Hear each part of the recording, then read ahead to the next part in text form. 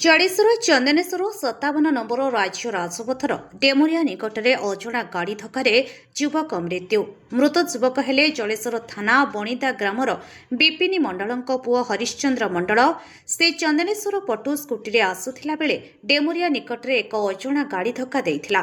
ଫଳରେ ଘଟଣାସ୍ଥଳରେ ହରିଶ୍ଚନ୍ଦ୍ରଙ୍କର ମୃତ୍ୟୁ ହୋଇଥିଲା। ତେବେ ସ୍ଥାନୀୟ ଲୋକେ ରାସ୍ତାରେ ଶବ ରଖି କ୍ଷତିପୂରଣ ଦାବି କରିଥିଲେ। ଦୀର୍ଘ 2 ଘଣ୍ଟାରୁ ରୁଦ୍ଧ ସମୟ ରାସ୍ତାର ଉଭୟ ପାର୍ଶ୍ୱରେ ଶହ ଶହ ଗାଡ଼ି ଅଟକି ରହିଥିଲା। ଖବର ପାଇ ଜଳେଶ୍ୱର ଏସ୍ଡିପିଓ ସୁବ୍ରତ କୁମାର ବେହେରା, ଆଇଆଇସି ଅଶୋକ କୁମାର ବାରିକ, ନାମ୍ପୋ ଫାଣ୍ଡି ଅଧିକାରୀ କରଣ ମାରାଣ୍ଡି, ନାମ୍ପୋ ରାଜସ୍ୱ ନିରୀକ୍ଷକ ରଞ୍ଜନ କୁମାର ପାଣି ପ୍ରମୁଖ ଘଟଣାସ୍ଥଳରେ ପହଞ୍ଚି ଲୋକଙ୍କୁ ବୁଝାସୁଝା କଲା ପରେ ପରିସ୍ଥିତି ଶାନ୍ତ ପଡ଼ିଥିଲା। ତେବେ ମୃତ ହରିଶ୍ଚନ୍ଦ୍ର ଜଣେ ଗରିବ ଶ୍ରେଣୀର ବ୍ୟକ୍ତି ହୋଇଥିବାରୁ ତାଙ୍କୁ ସରକାରୀ ସହାୟତା ଯୋଗାଇ ଦେବାକୁ ସାଧାରଣରେ ଦାବି ହୋଇଛି। ଜଳେଶ୍ୱରରୁ ମନୀଷ କୁମାର ଭୂୟାଙ୍କ ରିପୋର୍ଟ, ଅପରାହ୍ନ ଲାଇଭ୍।